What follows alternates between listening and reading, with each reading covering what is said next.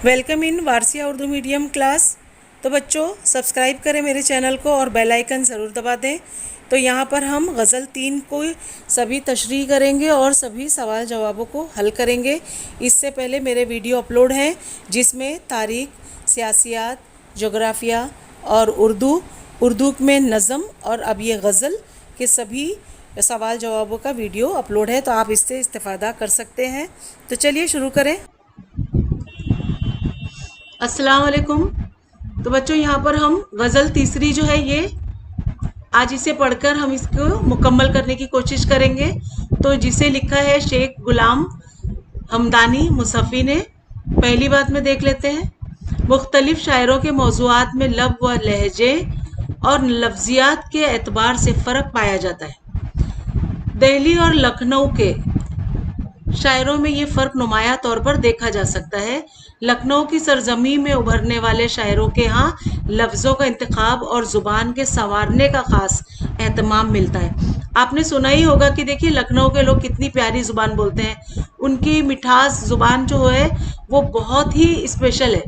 यहाँ पर तक कि मैं कहूँ कि हिंदुस्तान में ना सबसे प्यारी ज़ुबान जो है वो लखनऊ की लोगों की ज़ुबान होती है, जहाँ पे जी जनाब भी होता है, यानी उसमें एक इज्जत की ज़ुबान भी है और मिठास भी है। बहुत कायदे से बोलते हैं वो लोग। तो यहाँ पर लफ्ज़ों का इंतखाब और ज़ुबान को संवारने का ख़ास एहतमाम मिलता है।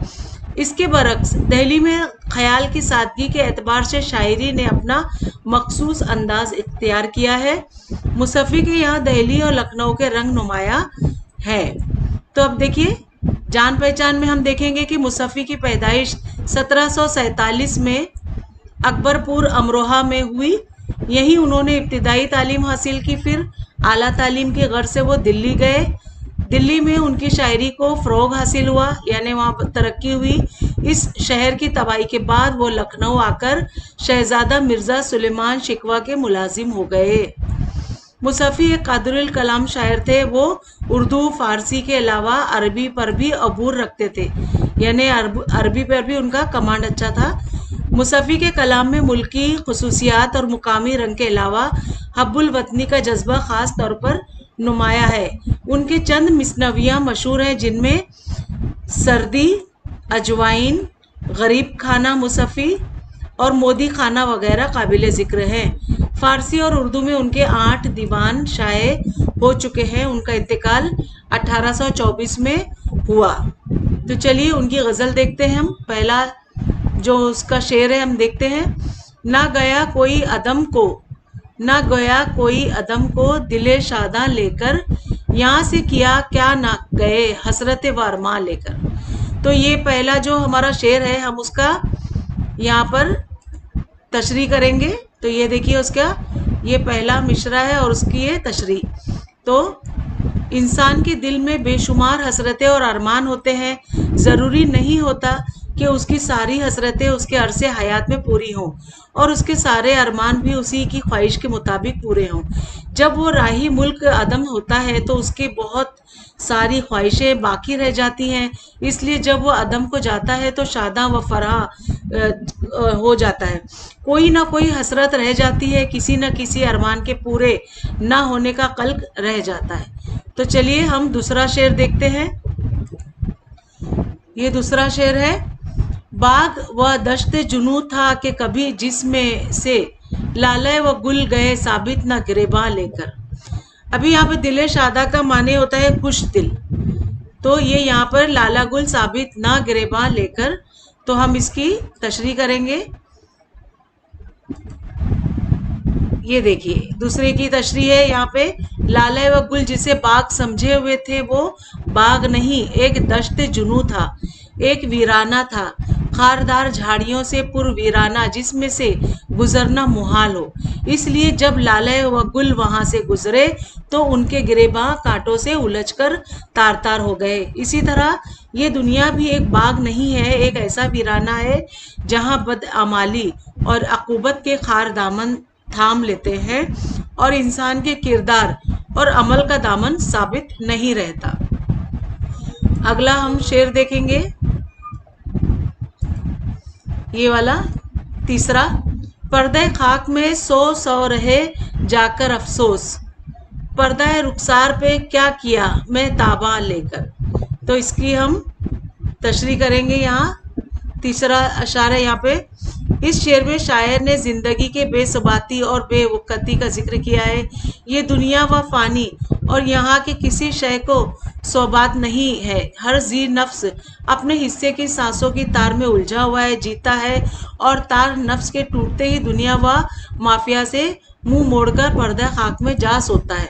कैसे कैसे परी जमाल, खूब रूह और हसीन और जमील लोग इस खाक के पर्दे में सो रहे हैं।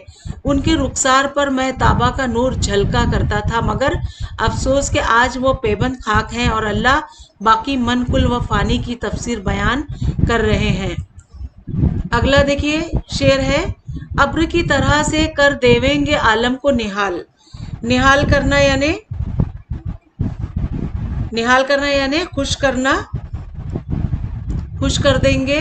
और हम जिधर जावेंगे ये दीदा गरिया लेकर, जहाँ पे भी हम ये आंखें जो है रोती हुई आंखों को लेकर जाएंगे, वहां पर क्या करेंगे, खुश कर देंगे।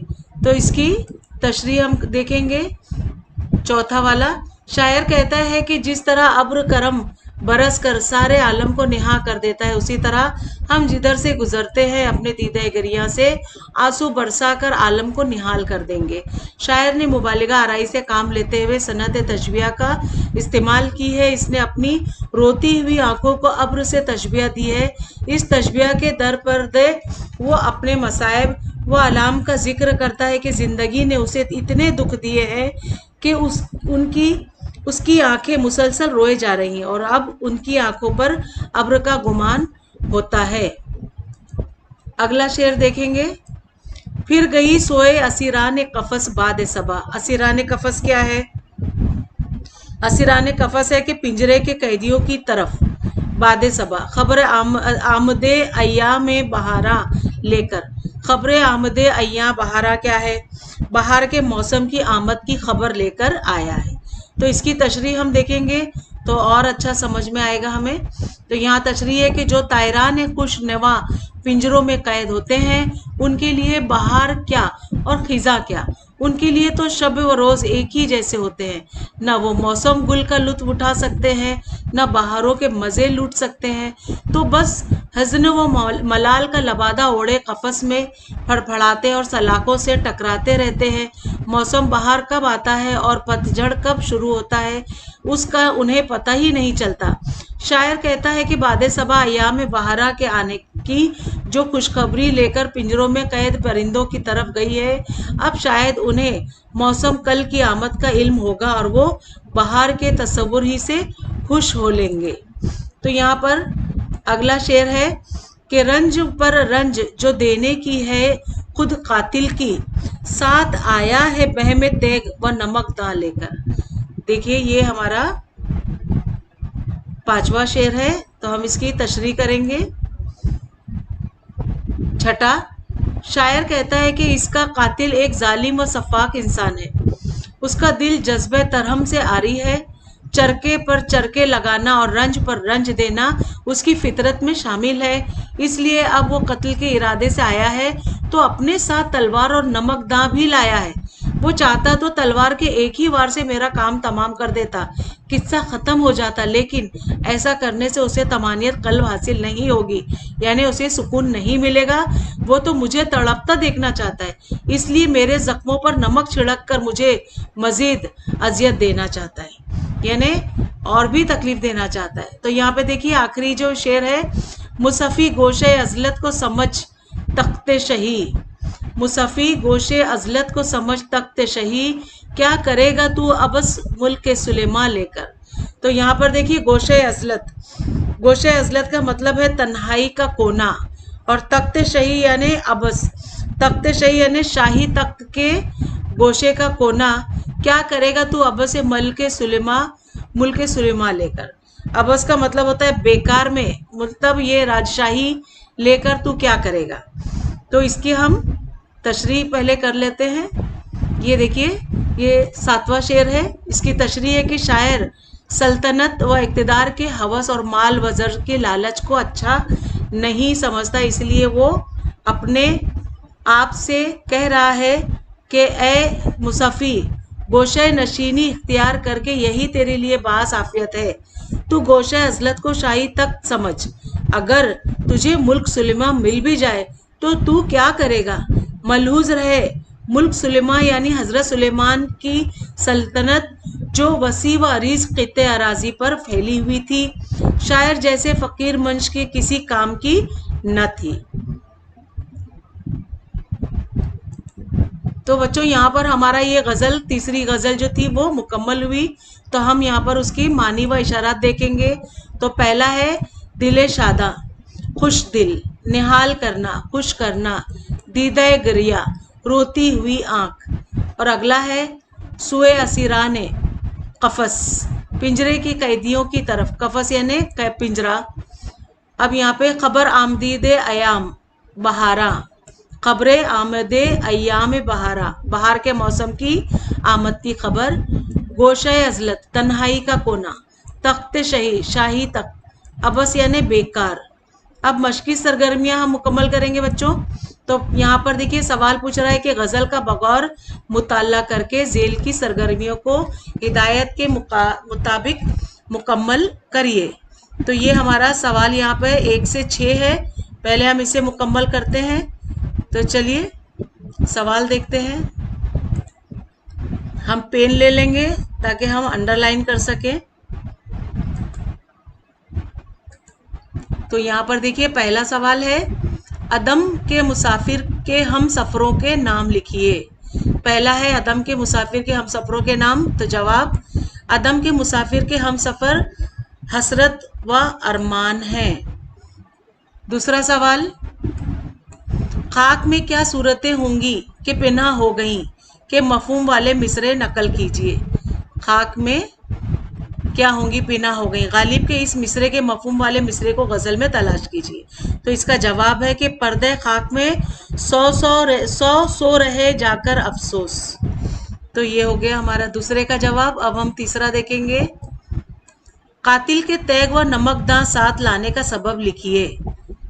कातिल का तेग, यहाँ जवाब देखिए इसका, अजियत देना और तड़पाना कातिल की खुद खू है, इसलिए वो अपने साथ तेग व नमकदां साथ लाया है कि तलवार से चरका लगाए और उसे पर नमक छिड़के। तो अगला सवाल जो है वो चौथा है, बादे सबा के मौसम बहार के खबर ले जाने का मुकाम लिखिए। बादे सबा के चरखे। अब यहाँ पे देखिए जवाब, बादे सबा मौसम बहार की खबर असीरान कफस तक ले जाती है। अगला सवाल है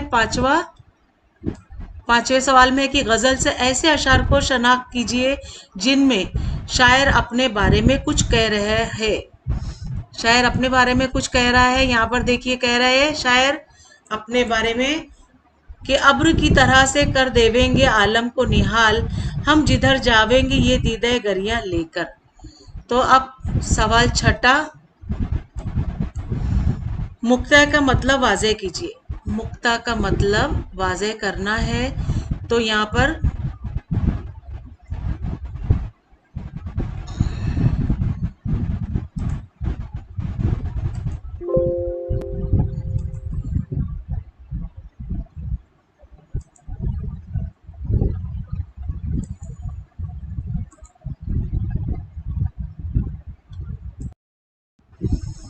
यहाँ पे बच्चों देखिए छठा है कि अशार की तशरीह के तहत मुक्ता की वजाहत मुलायजा कीजिए।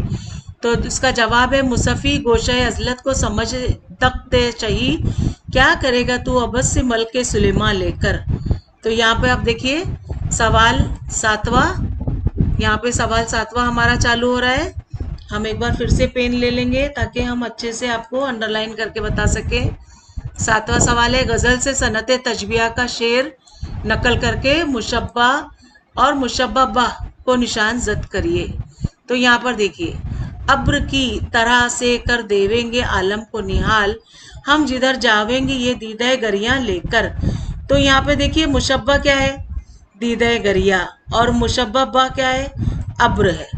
तो ये हमारा जवाब मुकम्मल। अब आठवां, गज़ल से सनत तलमी का शेर लिखिए। गज़ल से सनत तलमी का शेर, मुसफ़ी गोशे अजलत को समझ तख्त शही, क्या करेगा तू अब से मुल्क सुलेमा लेकर। तो यहाँ पे ये सनत तलमी हो गई, जिसमें तलमी में क्या हो जाता है, किसी भी मजहबी या हमें तारीख की बात का पता चलता है तो वो सनत तलमी कहलाती है। यहाँ पे नवा सवाल दरसी किताब का, फिक्रे के लिए मुनासिब लफ्ज लिखिए। जैसे रोती हुई आंख, दीदे गरिया। तो यहाँ पर हमें इसका जवाब देना है देखने वाली आंख, और दूसरा देना है दिल की आंख। तो देखने वाली आंख का है दीदे बीना, और दिल की आंख का है दीदे दिल। सवाल 10, मुसफ़ी की गज़ल से मुबालिगा का शेर तलाश करके लिखिए। सनत मुबालिगा, रंज पर रंज जो देने की है खो कातिल की, साथ आया है बह में तेग व नमक दान लेकर। तो यहाँ पर क्या हो गया है, ये सनत मुबालिगा जो होता है वो बातों को बढ़ा चढ़ा कर पेश करता है शायर यहाँ पर, लेकिन जैसे वो नमक जैसे तलवार से वो कत्ल करेगा और उसके बाद क्या करेगा, उस पर नमक भी जख्म पे डालेगा। तो यहाँ पे ऐसा होता तो नहीं है, लेकिन शायर ऐसी खूबसूरत बातों को बना चढ़ा कर लिख रहा है सनत मुबालिगा, इसीलिए कही जाती है कि उसकी वजह से शायरी जो है खूबसूरत लगती है। अब यहाँ पे 11वां सवाल है कि शेर की तशरीह कीजिए। ना गया कोई अदम को दिल शादा लेकर, यहाँ से क्या क्या ना गए हसरत वारमां लेकर। इसकी तशरीह है, इंसान के दिल में बेशुमार हसरतें और अरमान होते हैं। ज़रूरी नहीं होता कि उसकी सारी हसरतें और उसके अरसे हयात में पूरी हों और उसके सारे अरमान भी उसी की ख्वाहिश के मुताबिक पूरे हों। जब वो राही मुल्क के अदम होता है तो उसकी बहुत सारी ख्वाहिशें बाकी रह जाती हैं। इसलिए जब वो अदम को जाता है तो शादा व फरहान कर में जाता है, कोई ना कोई हसरत रह जाती है, किसी न किसी अरमान के पूरे ना होने का कल्क रह जाता है। अब ये देखिए एक्स्ट्रा मालूमात में दर्ज झेल मफहूम के मिसरे लिखिए। तो ये जो सब है ये मफहूम है और यहाँ पे सब जो है वो उसके मिसरे हैं। तो पहला मफहूम हम देखेंगे, बरसाती बादल की तरह सारी दुनिया को खुश कर देंगे। तो जवाब है अब्र की तरह से कर देवेंगे आलम को निहाल। अब यहाँ पे मफहूम क्या है, तन्हाई के कोने को बादशाहत का तख्त समझो। अब यहाँ पर इसका मिसरा है कि मुसफ़ी गोशे अजलत को समझ तख्त शही। तीसरा मफहूम है, मुसलसल तकलीफ देना और ईज़ा पहुँचाना कातिल की आदत है। तो इसका जो मिसरा है, रंज पर रंज जो देने की है खू कातिल की। अब चौथा जो है वो मफहूम, नसीम सरह फसल गुल के ज़माने के आने की खबर लाई। और इसके जो मिसरा है वो है खबर आमद अय्याम बहारा लेकर। तो ये एक्स्ट्रा मालूमात हमारी मुकम्मल हुई। अब यहाँ पे तस्वुरी हुस्न हमें बताना है, ये भी एक्स्ट्रा मालूमात है। तो दर्जे झेल शेर में तस्वुर के हुस्न की वजाहत कीजिए। बाग में वो दश्त जुनू था कि कभी जिसमें से लाले व गुल गए साबित ना गिरेबां लेकर। इसका जवाब है लाले व गुल का दश्त जुनू से गुजरना और उनके गिरेबां कांटों में फंसकर फाटना। उन तस्वुर की बुनियाद पर शायर ने दुनिया को दश्त जुनू यानी एक ऐसा वीराना कहा है जो खारदार झाड़ियों से अटा पड़ा है। ये खार इंसान की बदामाली और अकूबत के हैं जो इंसान के किरदार व अमल का दामन साबित नहीं रहने देते। ये शेर शायराना तस्वुर के हुस्न की उम्दा मिसाल है। तो एक्स्ट्रा मालूमात में देखेंगे ये इस्लोबी हुस्न, यहाँ पे हमें इस्लोबी हुस्न बताना है। तो न गया कोई अदम को दिल शादा लेकर, यहाँ से क्या क्या न गए हसरत वरमा लेकर। दर्जे बाला शेर के हुस्न इस्लोब को वाजे कीजिए। तो जवाब है हजारों ख्वाहिशें ऐसी हैं कि हर ख्वाहिश पे दम निकले, बहुत निकले मेरे अरमा लेकिन फिर भी कम निकले। ये शेर गालिब के मज़कूर बाला शेर के मफहूम से मिलता जुलता है, लेकिन अंदाज बयान और इसलोब में फ़र्क है। इस शेर का इसलोब मुनफरिद है यानी अलग है। यहाँ शायर कहता है कि जब कोई राही मुल्क अदम होता है तो वो दिल शादा लेकर कुछ नहीं करता, क्योंकि बेशुमार हसरतें और अरमान पूरे नहीं हो पाते हैं जिसका उसे कल्क रहता है। यहाँ पे देखिए कवायद, मुबालिगा का शेर तलाश करके लिखना है। मुबालिगा का शेर, रंज पर रंज जो देने की है वो कातिल की, साथ आया है बह में तेग व नमक दा लेकर। तो ये अभी हमने इसका खुलासा किया था। अब यहाँ कवायद में गज़ल की रदीफ और काफिये लिखिए। तो यहाँ पे रदीफ गज़ल में थे सब लेकर, लेकर लेकर लेकर, ये सब रदीफ थे और काफिये थे यहाँ पर। अरमान, गिरेबान, मेहताबा, दीदा गरिया, बहारा, नमकदा और सुलेमा। अब अगला कवायद हम देखेंगे यहाँ पर। दर्जे झेल अशार में इस्तेमाल की गई सनतों के नाम लिखिए। तो पहला है अब्र की तरह से कर देवेंगे आलम को निहाल, हम जिधर जावेंगे ये दीदा गरिया लेकर। तो पहला है सन्नते तशबीहा। दूसरा है रंज पर रंज जो देने की है को कातिल की, साथ आया है बह में तेग व नमकदान लेकर। तो ये दूसरा है सनते मुबालिगा। और तीसरा है यहाँ पर मुसफ़ी गोशे अजलत को समझ तख्त शही, क्या करेगा तू अब से मुल्क सुलेमा लेकर। ये है सनत तलमी। और चौथा है मुझ दिल की कोहे तूर को सुरमा किए हो तुम, बाकी है अब तलक अभी, बाकी है अब तलक भी वही लन तरानियाँ। तो चौथा है सनत तलमी। तो यहाँ पर बच्चों हमारा गज़ल तीसरी जो है मुकम्मल हुई, जिसका हमने खुलासा भी किया और सभी सवाल जवाब को मुकम्मल कराए। लेसन अच्छा लगा हो तो प्लीज़ मेरे चैनल को सब्सक्राइब करिए, लाइक करिए और अपने उर्दू मीडियम के दोस्तों में ज़रूर शेयर करें, ताकि उन्हें भी ना डाइजेस्ट खरीदना पड़े और ना ही कोई टेक्स्ट बुक खरीदना पड़े। सिर्फ नोटबुक लीजिए और सभी आंसर उतार लीजिए, और कोई डाउट्स हो तो कमेंट प्लीज़ करिए। और घर बैठे आराम से मेरे बताए हुए सभी सवाल जवाबों से आप अपने आप को कामयाब करिए। तो बच्चों मिलते हैं अगले गज़ल में नए वीडियो के साथ। तब तक के लिए बाय बाय, टेक केयर।